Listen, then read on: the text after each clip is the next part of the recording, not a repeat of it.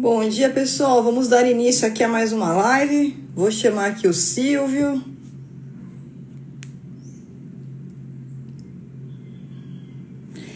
Vamos dar início aqui a mais uma live. Só esperar aqui o Silvio entrar. A gente já inicia, pessoal. Bom dia, bom dia. Sejam muito bem-vindos. Quem está entrando aí agora? Só um minutinho aqui, só o Silvio entrar e a gente já inicia aqui a live de hoje.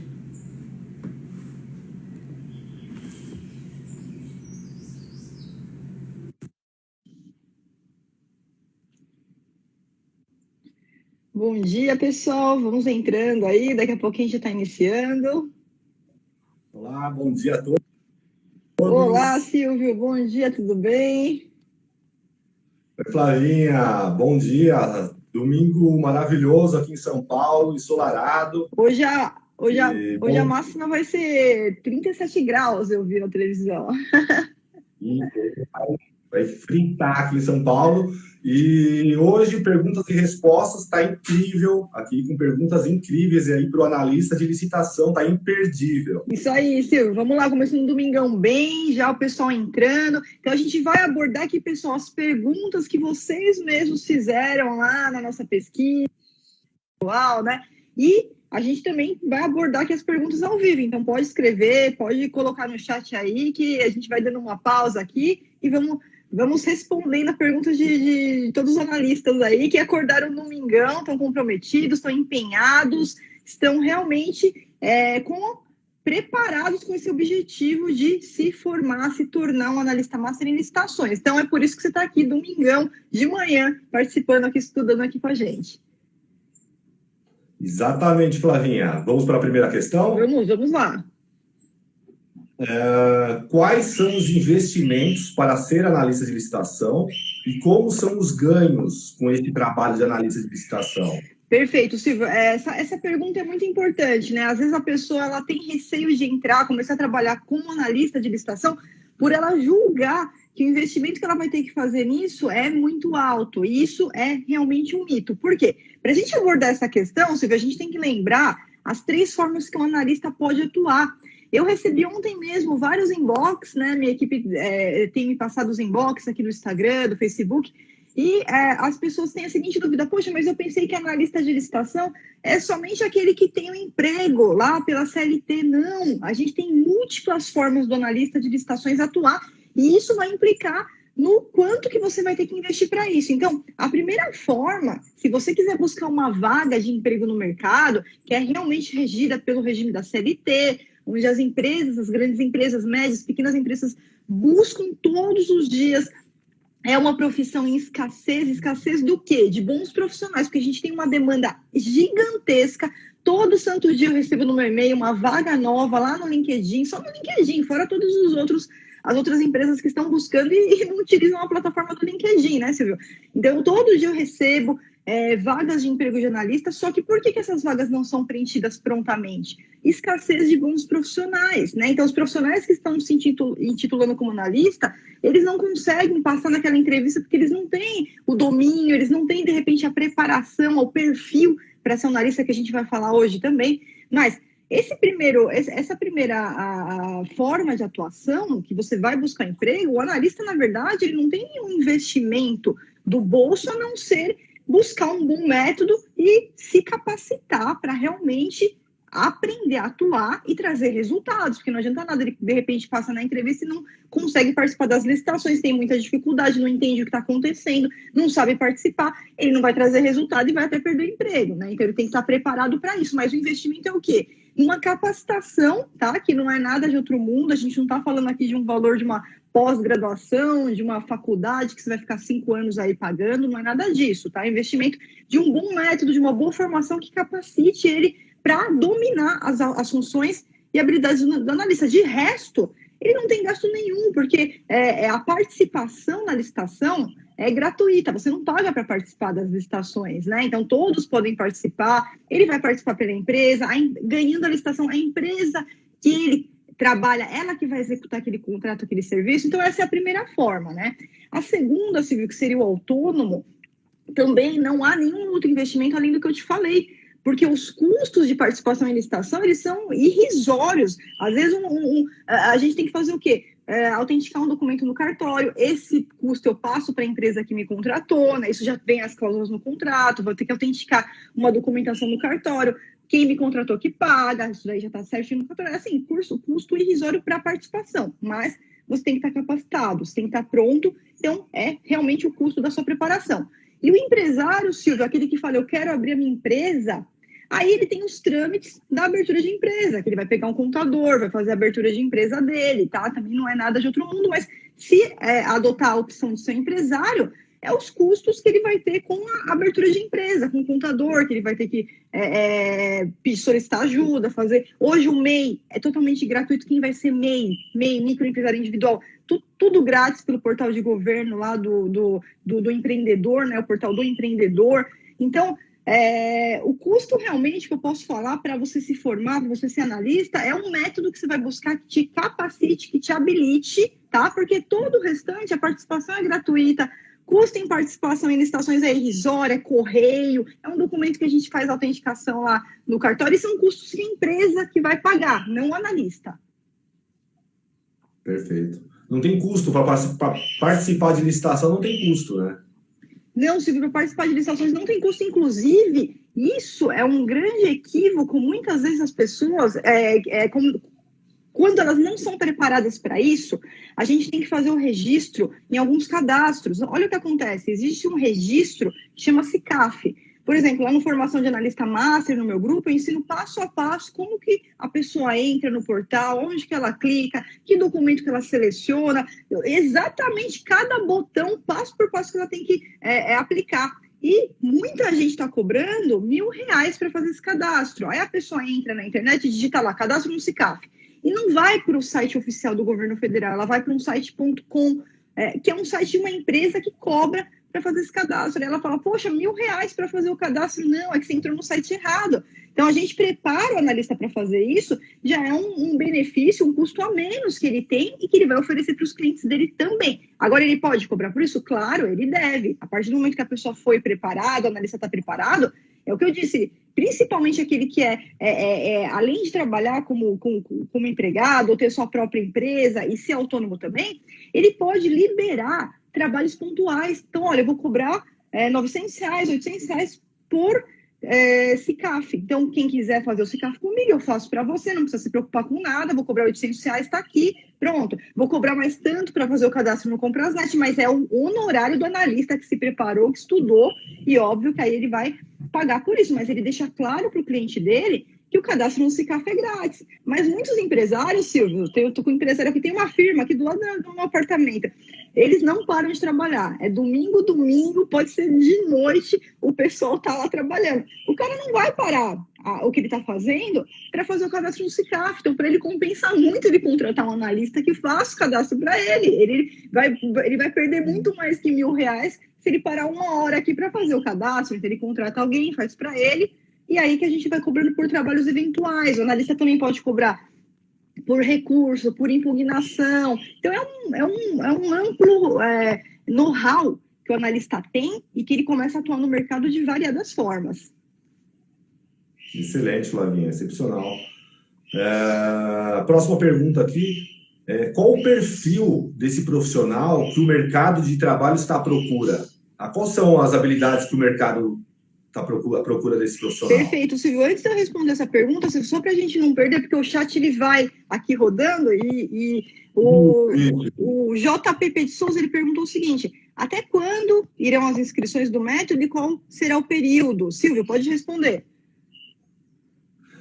As inscrições encerram amanhã, dia 28 de setembro, às 23h59, horário aqui de Brasília, é o último dia. Para quem quiser fazer a matrícula, amanhã encerra e não serão aceitas mais matrículas após essa data. Então, até amanhã tem aí para se preparar, se programar, se quiser entrar nessa turma e começar lá. A turma está surpreendente, uma turma forte mesmo, que promete muito resultado. Estou muito feliz com essa turma. Vamos lá, Silvio. Então, perfil do analista. A gente não pode mentir, Silvio. Ninguém vai mentir aqui. Eu não vou chegar para você e falar, olha, isso aqui é fórmula mágica, qualquer um consegue fazer. Não, você tem que ter um perfil, por quê? Você vai lidar com prazos. Então, a partir do momento que a gente tem que lidar com prazos, a gente tem que ter uma organização. Então, nós vamos o quê? Vamos ver quais são as licitações disponíveis, vamos decidir qual licitação participar, vamos fazer análise de risco, de qual que compensa, qual não compensa, estrategicamente. E dali você vai ter uma série de gestão de prazos, você tem prazos para fazer impugnação. O que é impugnação, Flávia? A gente vai ler o edital, a partir do momento que você tem o domínio, que você sabe analisar um edital, você vai conseguir identificar os erros, aí você vai decidir se você vai impugnar ou não. Tem prazos. Prazo muda por modalidade. A gente tem um prazo para pregão eletrônico, outro para pregão presencial, outro para concorrência, para tomada de preço, para convite. Um prazo quando é cidadão, um prazo quando é licitante. Até isso a gente consegue elaborar estratégias, né, Silvio? Quando a gente entra com uma impugnação como empresa, quando eu vou entrar como cidadão, quantas impugnações que eu fiz no nome do meu marido, né? Porque não queria me expor naquele momento. Então, são todas as estratégias que a gente usa. E essa gestão de prazos que a gente tem que fazer, perfil do profissional, ele precisa ser organizado e ele precisa ser comprometido. Então, aqui não é um lugar para uma pessoa procrastinadora, né? Então, se você é aquele ser humano procrastinador, que não tem responsabilidade, deixa tudo para depois, esquece de fazer as coisas, ele não vai ter sucesso na área como analista de licitação de forma nenhuma, tá? Por isso que eu digo que a profissão do analista é uma profissão em escassez de bons profissionais. Todo dia tem empresa buscando e não consegue encontrar um profissional apto. Por quê? Porque chega lá, a pessoa é procrastinadora, é relapso, perde prazo, põe a culpa no outro. Não. Então, você tem que ser comprometido, organizado, aquela pessoa que vai atrás, que tem uma gestão e que é estudiosa. É o que eu digo lá na fórmula, né, nos nossos analistas master. Assim que eles entram, é a primeira coisa que eu falo para eles, pessoal, da minha parte eu vou fazer o meu 100%, mas eu preciso que você faça também o seu 100%. Então você tem que se dedicar ao método, 30 minutinhos por dia você tem que sentar, pega um caderno, deixa um caderno só para aquilo lá, faz as anotações, faça as aulas, depois pega os mapas mentais, coloca o mapa mental ali na sua frente, imprime, dá uma olhadinha naqueles mapas mentais para você memorizar tudo com facilidade e cada vez você ir subindo essas escadas para chegar no nível master mesmo, tá? Excelente. E vamos dar o gancho já na próxima. Você quer responder? Tem uma dúvida? Tem alguma pergunta aí para responder? Vamos ver aqui. O Wanderson perguntou o seguinte: eu sou um MEI. Se eu participar de uma licitação onde o custo é R$90 mil, poderei participar de outras? Então, por que essa pergunta? Wanderson, um MEI, microempreendedor individual, ele tem um limite de faturamento. Ele pode receber até R$81 mil, né, naquele exercício, naquele ano. Porém, esse valor, a gente fala que é receita oferida, quer dizer, ele tem que entrar na sua conta. Então, quando você participa de uma licitação, mesmo que seja um limite muito maior que esse, você pode participar sim. Só que na medida que você extrapolar os R$81 mil, você vai entrar em contato com o contador e vai fazer o seu desenquadramento, onde você vai desenquadrar de MEI e você vai para a próxima etapa, que seria uma microempresa. Estou aqui como microempresa, ganhando muito, participei de muitas licitações, extrapolei o limite. Vou de novo lá no contador e vou desenquadrar para uma empresa de pequeno porte. Só que nessas três você continua tendo todos os benefícios, né? Que foi o que aconteceu com o nosso aluno Bruno. Ele começou com uma microempresa, foi para a empresa de pequeno porte e aí ele teve que desenquadrar porque ele começou a ganhar muito. O faturamento dele de 1.200.000 por mês, ele passou para um porte de uma empresa de médio e grande porte. Então, aí ele teve que desenquadrar, mas até isso você vai participando com todos os benefícios.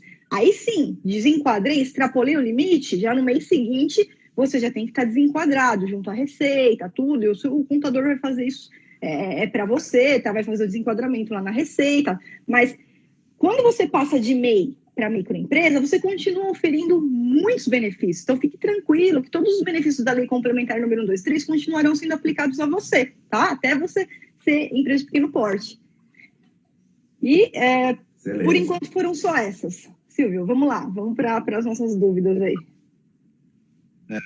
Quanto tempo, do zero, pergunta, se eu estou do zero, quanto tempo eu ficaria bom no assunto? Eu ficaria um bom analista de licitação? Quanto tempo? Perfeito, Silvio. Bom, vamos lá. Essa pergunta é um pouquinho mais complexa, por quê? O que eu vou falar para você? Claro que licitação é um assunto complexo, né? O que a gente faz, por exemplo, com os alunos da formação de analista master? A gente dá toda a rota mastigada de forma que, ao invés de você ter que gastar 5 anos para montar todo aquele quebra-cabeça, ler todas as legislações, ler todos os livros jurídicos a respeito do assunto, né? Você demoraria pelo menos 5 anos para fazer todo esse quebra-cabeça. Então, lá, a gente fez a rota traduzida, mastigada, detalhada, passo a passo, etapa por etapa, de forma que, em 60 dias, Silvio, se o aluno se dedicar, realmente se dedicar, chegar lá e prestar atenção na aula, pelo menos 30 minutos por dia, então uma média de 30, 60 minutos por dia, porque às vezes o aluno vê a aula, gosta de vir novamente, e tem todos os módulos, tem um PDF de leitura complementar, então eu fui lá assistir a aula Como Manusear a Legislação, aula 022. Aí eu assisti o vídeo, vou para a apostila, faço a leitura do material complementar daquela aula e já pego o meu mapa mental. Pronto, memorizei. Já entrou para a minha memória de longo prazo, já entendi perfeitamente, agora eu posso ir para a próxima aula. Então, 30 minutinhos por dia, durante 60 dias, o aluno ele finaliza um método de formação e ele conquista a sua formação em analista de licitações master. Porém, aí é hora de pôr a mão na massa. Por que eu dou 12 meses de acesso? Por que tem 12 meses de acesso? Exatamente por contabilizar que em 60 dias o aluno consegue concluir e dali para frente a gente vai colocar a mão na massa. Então tem aulas como prospectar clientes, ele vai vir lá, vai prospectar o primeiro cliente, vamos atuar, vamos fazer o SICAF, voltou, tem uma dúvida, vai lá no fórum, escreve lá, eu participo, os outros analistas participam, minha equipe participa. Opa, estou com uma dúvida aqui, será que está certo, será que está errado? E aí ele tem esses mais 10 meses, total de 12 meses, para pôr a mão na massa e para o campo de batalha, atuar, e aí sim, eu costumo afirmar que esse prazo de 1 ano, para o aluno que realmente se dedicou, que participou, que aplicou, é o prazo que ele vai se tornar, né, o analista master realmente já começar a ter excelentes resultados, tá? Durante esse prazo, não que ele tenha que esperar 1 ano. No decorrer desse prazo, ele já vai tendo muitos resultados como os nossos alunos têm. Excelente, Flavinha, excelente. Outra pergunta aqui, quem tem dificuldades até para uso de rede social, Facebook, tem alguma chance de ser um analista? Vamos lá, então, Silvio. Essa dúvida é muito comum. Às vezes a pessoa fala, poxa, Flávia, mas eu não tenho habilidade, né? Ou com rede social, ou com a própria informática, com a computação. Poxa, eu também não tinha habilidade nenhuma. O que acontece, Silvio, é o seguinte, a participação nas licitações, o que a gente precisa entender da parte de informática é um conhecimento bem básico mesmo, onde, por exemplo, lá eu mostro tela por tela, entra nesse site, clica nesse botão, agora anexa isso daqui, tá? Então, é um conhecimento muito básico, é muito fácil. Os sistemas que a gente utiliza, eles são sistemas que com o passo a passo, com o tutorial, fica muito fácil da gente conseguir gerir, da gente conseguir operar aquilo lá e sem dificuldade. Então, a gente tem até pessoas com uma idade mais avançada, né, melhor idade, e que lá com o passo a passo, com o tutorial, não tem nenhum tipo de dificuldade, tá? Agora, rede social, Facebook, na verdade, não que isso seja imprescindível, né, para o analista de licitação, porque eu até costumo dizer que quando você aprende a participar de licitação, você não precisa tanto da parte de marketing, né? Você vai, exceto pelo analista autônomo, mas é que ele vai, na verdade, oferecer o resultado para as empresas, tá? Fazer oferecimento aí dos resultados das empresas. A partir do momento que eu começo a ter resultado, eu ofereço para muita empresa. E a maioria dos meus alunos, eu vou te falar a verdade, Silvio, no boca a boca, eles preenchem lá a cartela de clientes dele, porque você começa a ganhar, começa a ter resultado. Um te indica para um, te indica para o outro. E você consegue chegar no momento que você tem uma carteira de clientes, que a sua capacidade já está ali, já tem licitação para quase todo dia, né? Certeza, com certeza. Quer responder algumas dúvidas aí? Vamos lá, deixa eu ver aqui onde que eu parei. Esse chat ele acabou andando sozinho aqui. O Senhor Jair Souza. Este curso é meu sonho há 10 anos, pois já participei de licitação acho que ele quis dizer com a cara e a coragem. Ganhei sem preparo administrativo e jurídico. É isso aí, senhor Jair, porque às vezes, né, o conhecimento que a gente fala, né, tô participando com a cara e a coragem, ele acaba não sendo tão eficiente quanto seria aquele que você arruma a sua estratégia, você alinha o ponteiro, porque muitas vezes, né, como é uma matéria muito complexa, é uma matéria jurídica, a gente fala, não precisa ser advogado, mas você precisa ter uma preparação, um domínio, onde você vai ter os fundamentos legais e jurídicos para que você não seja passado para trás e para que você esteja na frente da sua concorrência, para que você consiga avaliar os concorrentes, avaliar a documentação errada de concorrente, avaliar erros em propostas, avaliar erros em julgamentos e usar isso a seu favor, com as defesas administrativas certas, sem advogado, sem nada, você mesmo aprendendo, andando sozinho. Isso muitas vezes arruma o seu tiro. Para quê? Porque às vezes você perde muita licitação e a gente acha que a gente perdeu, que está certo o julgamento, e muitas vezes não está. Muitas vezes aquele que ganhou, ele tinha um erro fatal lá num documento, não era para ele ter vencido, ele tinha um erro fatal na proposta, não era para ele ter vencido, ou o pregoeiro acabou errando no julgamento, me inabilitou, me desclassificou equivocadamente, e com o conhecimento certo, a gente entra com recurso, a gente consegue modificar essa decisão e exigir o que é justo, né? Exigir o que é certo. E, Silvio, tem mais uma pergunta aqui, ó. O Vitor Dantas. É viável fazer uma pós-graduação em licitações e contratos? Então, vamos lá, Vitor. A gente até gravou um vídeo, tá? Informando a diferença entre o curso de formação de analista master e de uma pós-graduação. Por quê? Porque eu passei por todas as etapas, né? Eu passei pela pós-graduação em Direito Administrativo, passei por pós-graduação em licitações e eu criei um método de formação de analista master pelo método Viana. Por quê? Porque o nosso objetivo, tá? Não estou falando que não seja válido, mas a pós-graduação, ela prepara a questão acadêmica, então a questão teórica. Então você tem uma visão lá da legislação em si, né? Numa visão acadêmica, que nem na faculdade, por exemplo, né? A gente tem uma visão da legislação, das teorias, da constitucionalidade ou não, dos princípios, uma teoria geral de licitações num nível acadêmico, num nível teórico, né? Qual que é a proposta da formação de analista master? É te dar o que você precisa, né, num espaço de tempo curto e de aplicação imediata. O que isso significa? Eu vou te dar, sim, a teoria que você precisa, mas num linguajar facilitado, um linguajar que você entenda de pronto, que você não precisa ficar decifrando o que eu estou falando numa linguagem difícil, numa linguagem jurídica. Não, eu te dou todo o passo a passo mastigado nessa linguagem acessível, fácil, só que de pronta aplicação. Então, aqui a gente capacita para a vida real.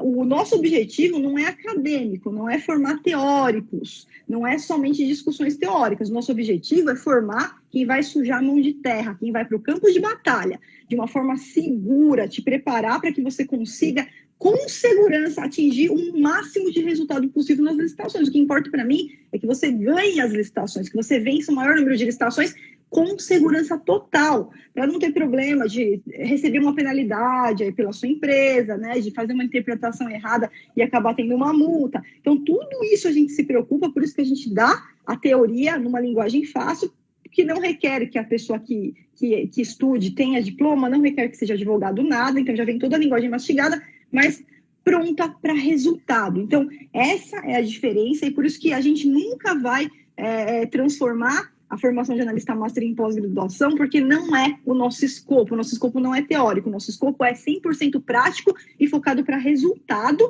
mas com toda a segurança que você precisa, com todo o domínio legal e domínio jurídico que você necessita conhecer antes de pisar no campo de batalha. Excepcional, Flavinha. Silvio. E tem mais uma pergunta aqui, Fer Bortolom. Mas enquanto ocorre esse desenquadramento para outro porte, podemos participar? Você precisa participar desenquadrada, tá? Então, é assim, o desenquadramento é algo muito fácil, por quê?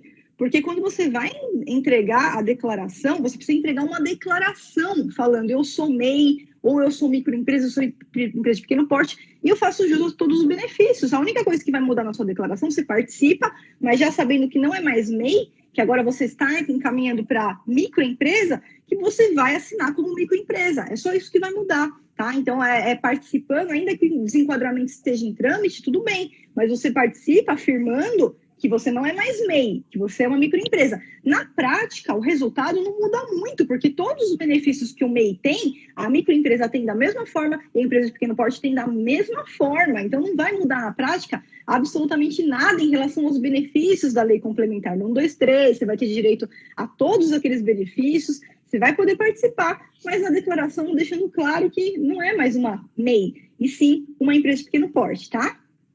Ou uma microempresa, desculpa, que é a próxima da escadinha, tá? A cantora Mara está perguntando assim, gostaria de saber o que significa petição administrativa. Perfeita. Desculpa, é Cantomara. Cantomara, vamos lá. Petição administrativa é o seguinte, é como quando você faz uma peça assim, você vai lá no seu computador, faz uma requisição, faz que a gente chama também de ofício, é um pedido seu para aquele órgão. Então, por exemplo, quando eu falo assim, direito de petição aos órgãos administrativos, isso daí está lá na Constituição Federal, lá no artigo 5º, inciso 34, a linha A, que a gente fundamenta todo o nosso direito de petição. O que é isso, Flávia? Traduz para mim. Simplesmente eu chegar para a prefeitura aqui e falar, prefeitura, eu quero ver esse processo aqui que você fez, essa compra direta que você fez, quero visualizar o processo, ver se está tudo certo, se você não passou a perna em ninguém. Então, a gente faz um pedido, protocola no órgão e ele é obrigado a nos responder, tá? Trazendo as informações que a gente solicitou. Essa petição, esse direito de petição, a gente fala que ele é genérico, Cantomara. Então, dentro dele estão todas as defesas administrativas que o analista de licitação pode usar. Há exemplos de impugnações, de recursos administrativos, de representações, de denúncias. Então, a gente usa essas peças em momentos específicos. Cada uma tem um momento para ser usado, cada uma tem um prazo para ser usado, cada uma tem uma estratégia para ser utilizada. Mas, em síntese, é isso daí. É quando você faz um pedido, você solicita informações, você tem alguma dúvida, você quer peticionar aquele órgão para ele te responder formalmente aquela dúvida, ou alguma coisa que você não concordou, na licitação, algo que a gente não concordou no edital, algo que a gente não concordou lá durante o julgamento, e a gente usa essa petição em forma de defesas administrativas, tá? A Silvia está falando, gratidão pelo excelente trabalho. Mas é uma mãe coruja mesmo, né, mãe? Um beijão, mãe, tô morrendo de saudade. O Cantomara escreveu assim, estou há 10 anos fazendo licitação, pois há alguns anos tenho visto seus vídeos e tenho ganhado. Que bom, fico muito feliz que a gente está auxiliando de alguma forma aí, viu? Muito obrigada. O Wanderson falou que gostou da dica, cobrar para cadastrar no SICAF, né? Cantomara, de novo, fiz uma licitação e uma petição administrativa ao superior para desclassificar o meu concorrente, pois o mesmo anexou uma proposta antes do pregão, a licitação estava na Lei 10.520 e o pregoeiro não aprovou. O pregão, ele é regido pela Lei 10.520, tá? E no âmbito federal, agora a gente tem o decreto 10.024, né, que trouxe o pregão eletrônico, e nesse caso, pela nova sistemática do pregão eletrônico, tanto a proposta quanto os documentos que não constam do SICAF são anexados antes da data do pregão, tá? Agora é tudo feito antes e junto. Então, antes do pregão, o pregão vai acontecer amanhã, às 8 horas da manhã. Eu tenho até alguns minutos antes para conseguir entrar lá, fazer o cadastramento, porque amanhã, às 8 da manhã, abriu o pregão, eu não consigo mais participar. Nesse cadastramento prévio, o analista vai ter que cadastrar a proposta, tem a proposta preenchida, tem um anexo de proposta, que é cadastrado também, e tem os documentos de habilitação que não constem do SICAF, que a gente também anexa previamente. Pedir um atestado de capacidade técnica, eu preciso ir lá e fazer esse cadastramento também. Por enquanto, são essas dúvidas, Silvio. Vamos voltar aqui, então, para as demais aí. Vamos lá. Posso ficar home office como analista de licitação? Sem dúvida nenhuma. Inclusive, né, isso já era uma tendência por conta do pregão eletrônico, já era uma tendência antes mesmo disso que a gente passou, dessa pandemia, né? Já era uma tendência a questão do pregão eletrônico, então realmente mais que 90% das licitações em todo o Brasil são realizadas por intermédio do pregão eletrônico. E agora ainda isso daí veio para ficar, porque quando a gente entrou nesse processo agora em 2020, o que aconteceu? Aqueles municípios, aquelas prefeituras que usavam o pregão presencial, eles não podiam mais fazer o pregão presencial. Então, eles tiveram que obrigatoriamente mexer lá os ponteiros e se adequar ao pregão eletrônico. Isso por quê, Silvio? O Compras Governamentais, que é o maior portal de compras do Brasil, e também o Licitações do Banco do Brasil, que é o segundo maior portal do Brasil, onde acontecem as licitações, esses portais, né, o Compras Governamentais, ele é totalmente gratuito. O Banco do Brasil, ele cobra lá uma taxa, mas é muito fácil, é muito rápido. Então, municípios, estados que estavam por fora, eles tiveram que obrigatoriamente entrar no sistema. Então, hoje a gente tem aí em peso o Brasil inteirinho utilizando esses portais, fazendo as suas compras, contratações de produtos, de serviços e até de obras agora, porque tem o RDC também, que é eletrônico, fazendo por internet. Então, o analista, ele, sem dúvida nenhuma, mais que 90% do tempo dele será com licitação eletrônica, tá? Mas as licitações presenciais ainda existem, Silvio, não quer dizer que vai simplesmente desaparecer, não vai. Mesmo porque a gente sabe que o pregão em si não pode ser aplicado para obra, né? Então, o analista ele tem que estar preparado, porque não adianta nada eu também só conhecer, só saber participar de licitação eletrônica, e aí, de repente, aparece uma oportunidade milionária de eu participar para uma empresa, para alguém que quer me contratar de uma licitação presencial. E eu não chegar lá e não falar, presencial, eu não sei como é que funciona, porque é diferente, né? A tratativa, o funcionamento, ele é bem diferente. Eu vou dar só um exemplo aqui, o credenciamento, né? O credenciamento no pregão eletrônico, ele é uma vez só. A partir do momento que eu fui lá, me cadastrei no Compras Governamentais, eu recebi login e senha de acesso. Quem entra com esse login e senha de acesso significa que já está credenciado. Então, acessei com login e senha, não tem uma nova etapa de credenciamento. A gente já vai direto para a abertura do pregão. Agora, pregão presencial, concorrência, tomada de preço, convite, não. A cada licitação a gente faz um credenciamento, então tem uns documentos que a gente tem que separar para entregar. O que é o credenciamento, Flávia? É simplesmente falar, olha, estou mandando alguém para representar a empresa, para falar pela empresa, para poder entrar com recurso, olhar a documentação e proposta dos concorrentes e por aí vai. Então, dá para trabalhar home office com certeza, e isso veio para ficar, Silvia. Com certeza, sem dúvida nenhuma. O pregão eletrônico cresceu muito, né? Ele economizou bilhões também, né, para o Estado, para o governo, e o governo, por conta, né, dessa facilidade, né? E facilitou, vai que ele teve a tendência a crescer, né? Fica tudo eletrônico, né? Pela facilidade, né? Para todos. Isso, Silvio, essa obrigatoriedade do pregão eletrônico a gente já tinha bem antes, no decreto anterior que foi revogado, que era o decreto 5450, foi revogado pelo novo 10.024, agora de 2019, mas esse anterior ele já tinha previsão de preferencialmente aplicar o eletrônico, e acontece que a maioria, no âmbito federal, sim, já era assim, em massa pregão eletrônico, né? Mas as outras esferas, os estados, principalmente os municípios, eles acabavam deixando isso de lado, principalmente porque eles não tinham uma legislação específica obrigando eles a usar o pregão eletrônico. Agora isso mudou. Por quê? Porque o decreto 10.024, ele veio, inclusive, com a seguinte previsão, olha, qualquer município, qualquer estado que receber verbas repassadas voluntariamente pela União, o que é isso? A União faz um convênio com o estado, faz um convênio com o município e manda o dinheiro federal para aquele município, para aquele estado comprar suas coisas, contratar seus serviços. Ele vai ter que usar pregão eletrônico. Quando a verba for federal e o objeto for comum, ele tem que usar o pregão eletrônico. Então, aquele município, aquele estado que estava parado, que estava colocando o pregão eletrônico para baixo do tapete, ele, de uma hora para outra, ele teve que mexer os ponteiros, agilizar, capacitar pregoeiro e começar a aplicar pregão eletrônico. Então, por isso que aumentou tanto, e a tendência é não voltar para trás. A gente não volta agora. Agora a gente só vai andando para frente, caminhando para o eletrônico mesmo. Excelente, excelente. A próxima pergunta aqui qual a maior barreira para se tornar um analista de licitações? Perfeito. Olha, eu acredito, né, até por todos esses 25 mil alunos que já passaram e que a gente tem o contato, que a gente mantém o contato lá na plataforma, muitas vezes a barreira ela está na cabeça do analista. Por quê? O que eu mais percebo é o seguinte, às vezes receio, medo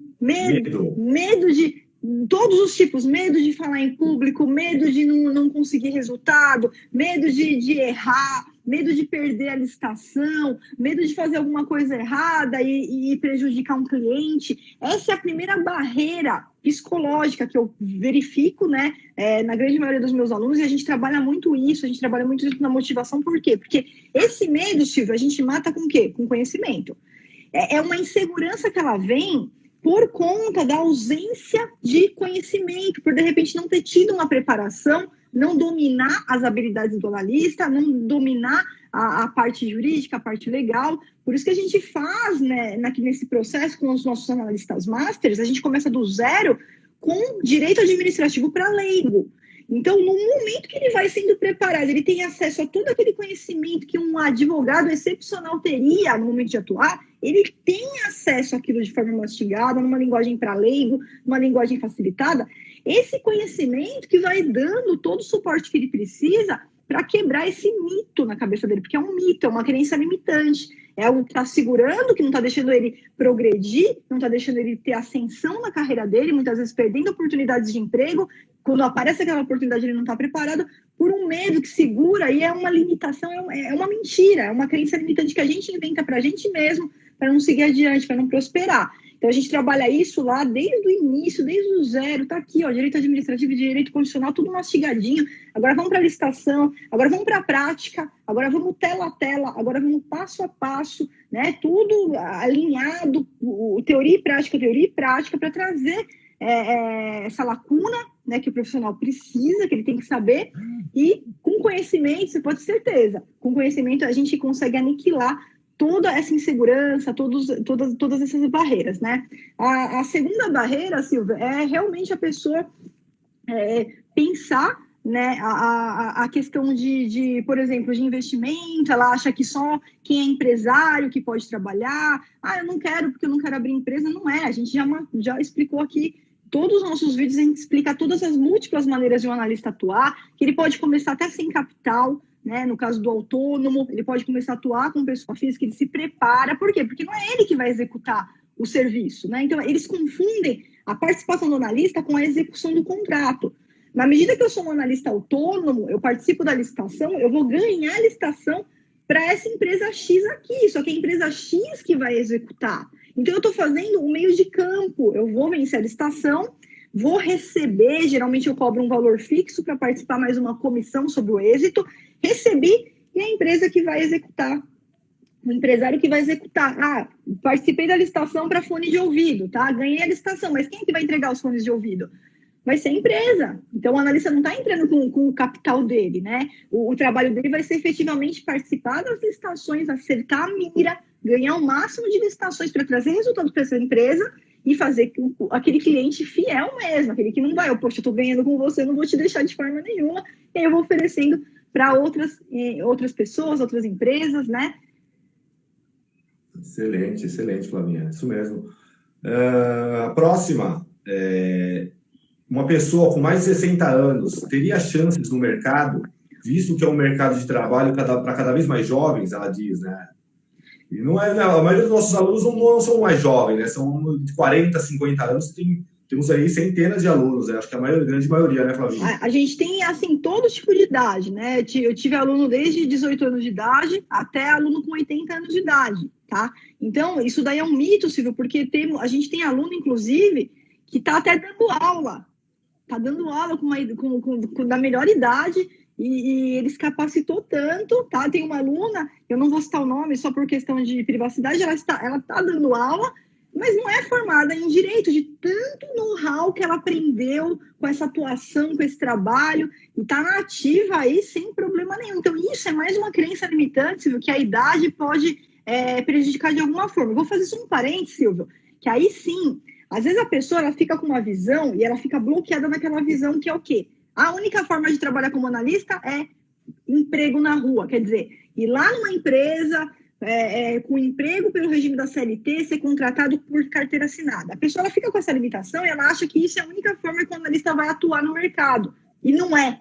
Pelo contrário, né? O analista ele pode ser empresário, dono do seu próprio negócio, ele pode ser um autônomo, onde ele tem um monte de clientes que ele representa, participa daquelas licitações, para toda aquela carteira de clientes dele.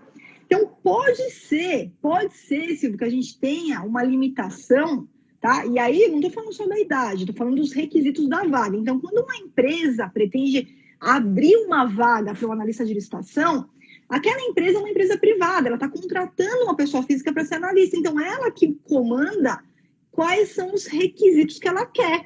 Ela que vai falar se ela quer que o cara tenha um diploma em determinado curso, porque a gente não tem uma faculdade para analista, a gente tem a formação de analista, mas não existe uma faculdade, tá?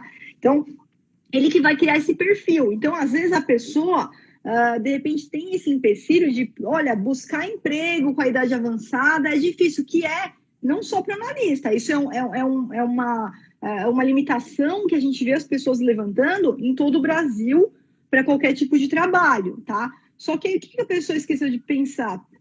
Todas as múltiplas possibilidades que ela tem como analista de licitação. Então, a vaga de emprego é somente uma. A gente tem todas as outras formas que a pessoa pode atuar, e a idade, nesse caso, ela não vai influenciar em absolutamente nada.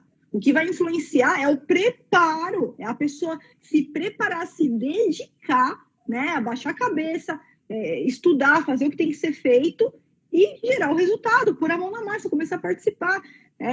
Às vezes a pessoa fica assim, se ela fica travada, com medo, mas eu não quero perder a licitação. Gente, você perder a primeira licitação, você perder uma licitação, não significa que você está fora do jogo, muito pelo contrário. A gente tem dias bons e dias ruins, o importante é o quê? É aplicar, colocar em prática o aprendizado, porque cada vez você vai ajustando mais a sua mira. Então, de repente, na primeira licitação, você não viu um erro no documento. Na segunda, você já está, não, agora isso aqui eu já sei que eu tenho que... Deixa eu rever aqui essa parte. É assim, tá certo. Então, não posso errar isso aqui. Vamos lá. Vai lá e na próxima você pega o seu concorrente lá do jeito certo. Viu, Flavinha, até um exemplo, né, que você falou de dar aula, que não é teve um aluno que não era professor, nosso pai, né, que ele é formado em matemática, não é advogado, e, né, nos anos 90, foi em 90, 95, né, nos anos 80 que ele trabalhou na Telesp, ele foi analista de licitação lá e dava aula de licitação, né, dava cursos de licitação também, já naquela época, dentro da Telefônica, sendo que nem tinha formação, né, e o que ele fez foi ir para o campo de batalha, né? E aprender as técnicas, né, da licitação. Exatamente, Silvio.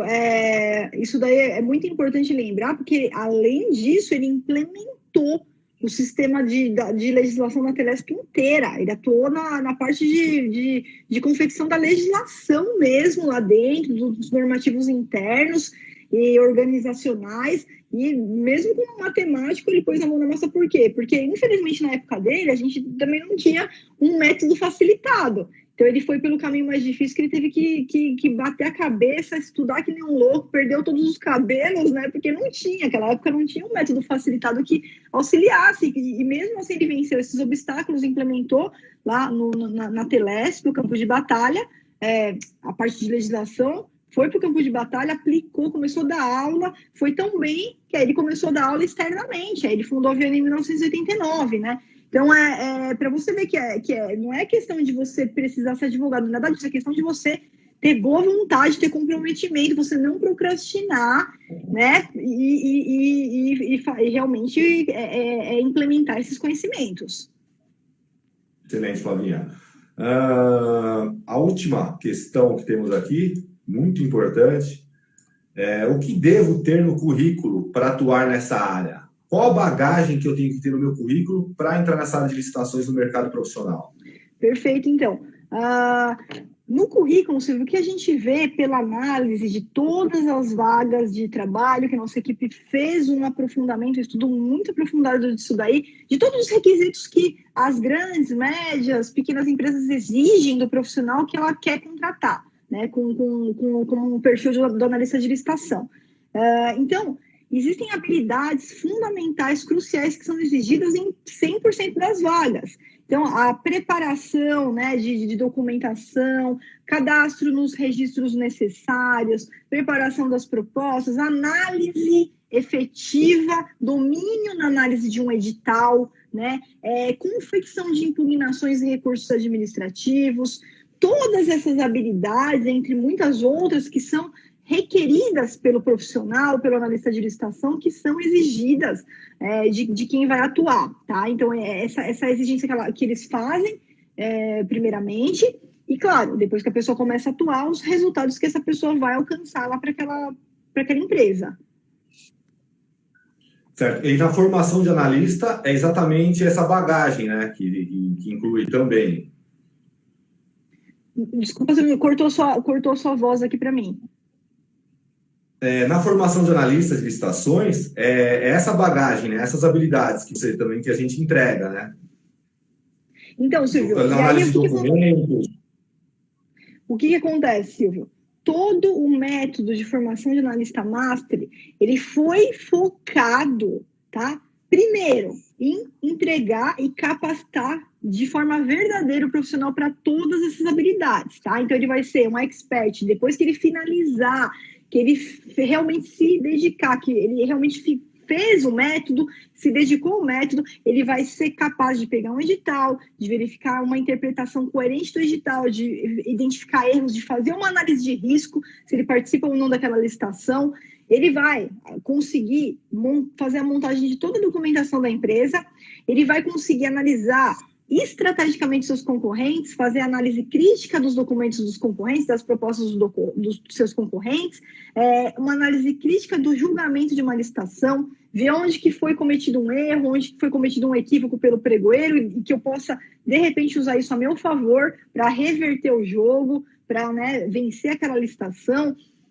Muitas vezes a pessoa fala assim, né? Eu já peguei analista experiente que falou: não, isso daí não adianta nada, você vai anular a licitação e aí? Só que é o seguinte, se houve um erro no julgamento e eu não ganhei a licitação, eu vou anular aquela licitação, porque meu interesse é que a licitação se repita e na próxima eu consiga vencer. Então, são todas estratégicas que vão diferenciar o analista mediano, que está na média fazendo a mesma coisa e acha que está bom, daquele que realmente vai alcançar um resultado extraordinário. E é isso que a gente entrega no método. Então, tanto a certificação oficial da Viana, quanto o descritivo, a gente tem um descritivo que vai como anexo no certificado do analista depois que ele finaliza, né, o nosso treinamento lá, nesses primeiros 60 dias, tem toda a bagagem que é exigida nas principais, na massa aí das empresas que solicitam esse perfil. Então, todos aqueles domínios que as vagas exigem são os domínios que estão alinhados com a minha certificação, o meu descritivo do meu certificado de analista master Viana,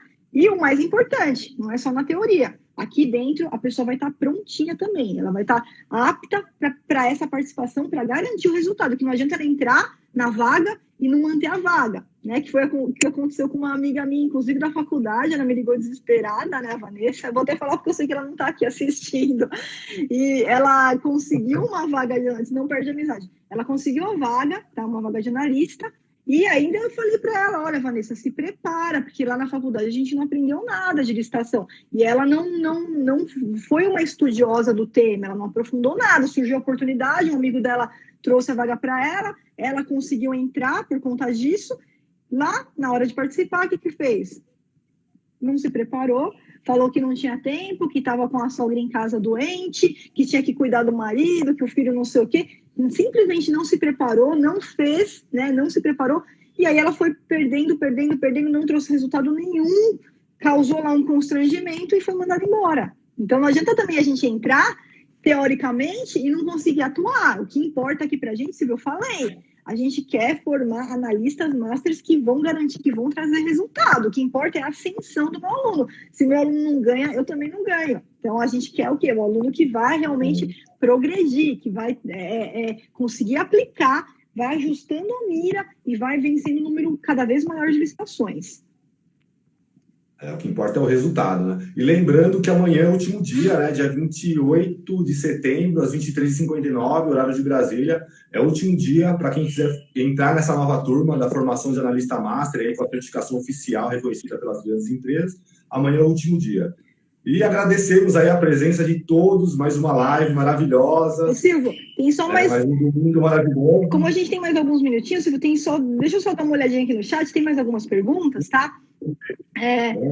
Vamos ver aqui onde que a gente parou. O Gelson tem ocorrido de algumas empresas anexarem documentos antes da abertura em pregões que não estão regidos por este último decreto, ou seja, permitir a identificação da empresa. Então é assim, Gelson, se for, quando o pregor ele vai fazer o cadastramento de um pregão lá no sistema do compras governamentais, por exemplo, ele tem como incluir por qual decreto que foi regido aquele pregão. Então, sendo o novo decreto 2024, ele clica lá que vai ser pelas regras do novo decreto, e no novo decreto, tudo que é anexado antes fica em sigilo total, e eu só vou ter acesso a esses documentos, a essas propostas, depois que termina a etapa competitiva.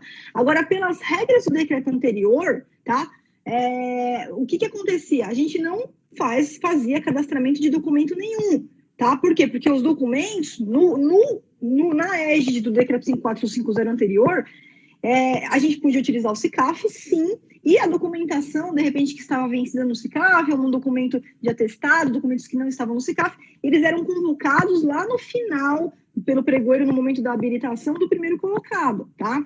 Então, de qualquer forma, o pregoeiro ele tem que identificar por qual decreto que vai ser regido e a gente vai aplicar as normas daquele decreto, tá? Por quê? Porque tem ainda municípios e tem estados que, nos recursos próprios, eles não vão utilizar o decreto 2024, então eles podem utilizar um decreto anterior que pode estar em consonância, né? Pode estar adaptado até com normas muito parecidas do 5450. Então, talvez por isso que ainda a gente encontre esse tipo de pregão, apesar do 5450 estar totalmente revogado, tá? Então, eu falo, o ideal, a partir de agora, é que quem vai usar o Comprasnet se adeque às regras do novo decreto, para a gente uniformizar isso daí, mesmo sabendo que existem estados e municípios que ainda não regulamentaram pregão eletrônico, às vezes tem regulamentos com normas um pouco diferentes, mas eles precisam agora se adaptar para que a gente possa uniformizar isso daí e não ter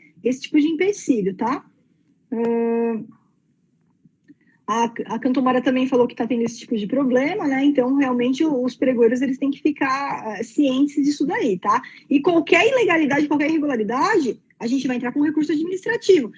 Foi improcedente, o pregoeiro julgou improcedente, a autoridade julgou improcedente, mas eu tenho razão, eu vou para o próximo passo. Eu vou entrar com uma defesa administrativa, uma representação. Se eu não conseguir resolver aquilo internamente no órgão, eu vou para controle externo, vou para Tribunal de Contas. Então, a gente tem um monte de maneiras de garantir nosso direito, e é isso que a gente, lá no módulo 3 também do curso de formação de analista, a gente dá esse passo a passo, com todas as etapas que a gente vai seguir, e quando que a gente precisar ir para órgão externo, a gente vai para órgão externo, com modelos, com tudo, tá? O Enzo falou que o pregoeiro só consegue ter acesso a propostas após a fase de lance. É isso mesmo, Enzo, tá? Só depois do final da etapa competitiva.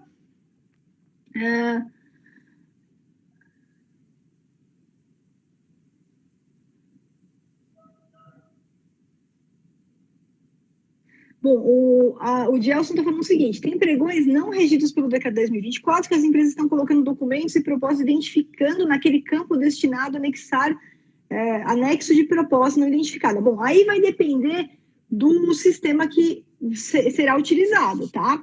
Porque o Comprasnet, ainda quando ele permitir anexo de proposta,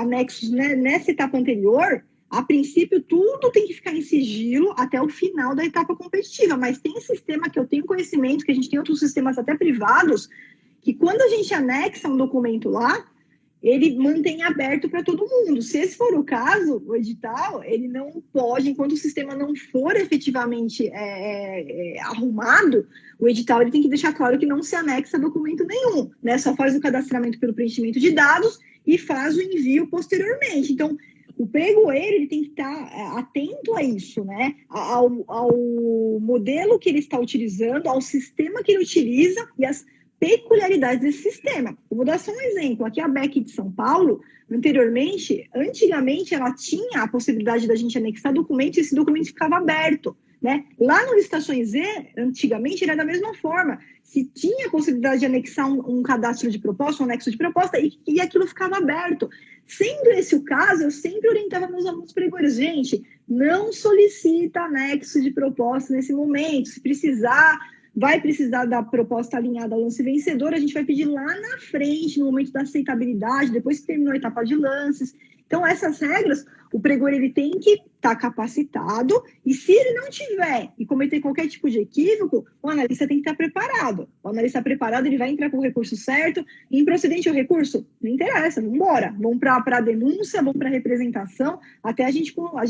E esses órgãos, eles funcionam muito bem. Tá? Toda denúncia, representação que eu mando lá para Tribunal de Contas, Ministério Público, sempre são respondidas, e eles vão, atuam, verificam o erro, então a gente consegue sim. O que não pode ter é a falta de preparação. Então, o analista preparado, ele consegue resolver esses problemas aí sem problema nenhum.